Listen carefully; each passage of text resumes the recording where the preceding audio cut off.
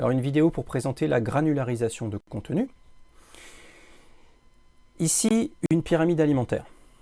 Cette pyramide alimentaire est très pratique, elle est tronquée, on peut dire plein de choses dessus.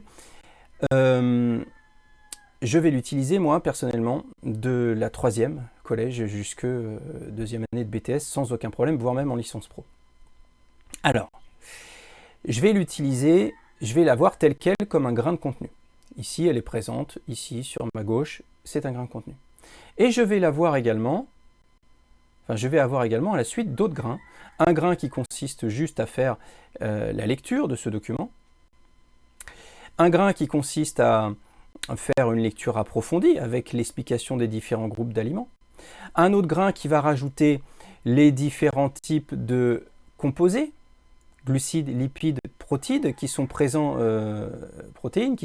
dans les aliments, donc en majorité lesquels, etc. Un autre grain sur les vitamines, enfin j'en passe et des meilleurs. On va en avoir plusieurs comme ça qui vont s'enchaîner. Un autre grain sur le GER-RCM, le groupe d'études de marché de la restauration collective, notamment pour établir les plans alimentaires, enfin bref.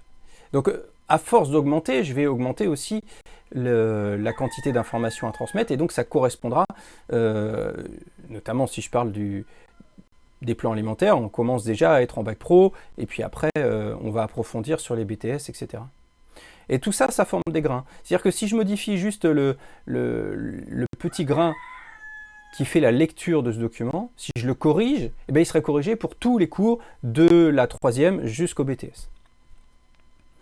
Voilà, donc ça c'était pour présenter les choses de manière simple, cette pyramide. En fait, j'ai l'habitude de dire en formation que cette pyramide va être de plus en plus petite. En fait, elle va prendre de moins en moins de place par rapport aux cours. Elle sera présente de toute façon toujours, même dans les cours de BTS, mais forcément ils l'auront déjà vu pas mal de fois avant pour le coup. Alors je vais présenter un autre exemple de granularisation. Ici, sur la gauche, alors je ne sais pas si vous voyez bien, mais n'hésitez pas à mettre la vidéo en plein écran. On voit tout plein de grains là. Ça, c'est tous les grains d'un document qui a été créé, et notamment un document complet là, que je vais générer en papier pour montrer. En PDF, on peut le générer en web, mais là ce qui m'intéressait c'était de l'avoir en papier pour pouvoir le distribuer. Donc ce document reprend en fait tout le travail qui a été réalisé sur l'étude du mercure et des PCB dans les ressources halieutiques. Donc là, on a une table de matière qui est automatique, qui est générée automatiquement par l'appareil. Et là, on a tout le contenu. Donc le contenu, c'est toutes les recherches qui ont été faites, pas par moi. On était 3 professeurs à faire ce travail. Voilà, donc là, avec les formules chimiques propres, et ça, c'est pas évident dans les traitements de texte pour le coup. Bon, bref, je passe. Et puis les illustrations, etc., etc. Donc là, on a tout le contenu qui est présenté sous forme d'ouvrage scientifique, je dirais, plutôt, puisqu'on a réparti les choses comme on le souhaitait. Or, c'était dans le cadre d'un travail de rédaction d'étudiants, donc il nous fallait également la même chose, mais organisé par compétences. Donc ce sont les mêmes grains. Là, je suis en train de générer le contenu, voilà, ça c'est déjà fait. Ce sont les mêmes grains, mais là, répartis par compétences. Et on a ici donc les compétences qui apparaissent. Mobiliser des connaissances qui sont indispensables au traitement du sujet, exploiter des documents, argumenter, etc. Toutes ces compétences vont reprendre les mêmes grains de contenu. Ce sont les mêmes que précédemment. Ils sont juste replacés différemment en fonction de ce qu'on souhaitait faire. Donc pour ça, on a des grilles, on les complète. Je peux montrer d'ailleurs rapidement. Je vais prendre les grilles qui sont là. Donc module par compétence, ou module complet par exemple. Tiens, module complet. Et là, on a les grains qui sont glissés.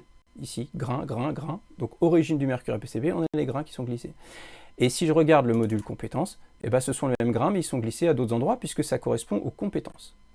Voilà, ça c'était un exemple de la granularisation, et c'est un exemple qui est intéressant puisque on peut très bien concevoir des cours par discipline, sous forme de grains, regrouper tous les grains s'il y a plusieurs enseignants. De toute façon, on peut travailler en commun sur ce type d'outil, regrouper tous les grains, et puis générer à la fois des dossiers par compétences et des dossiers par discipline. Voilà. Par compétence, ça regrouperait plusieurs disciplines, et par discipline, ça regroupe que la discipline en question. Voilà.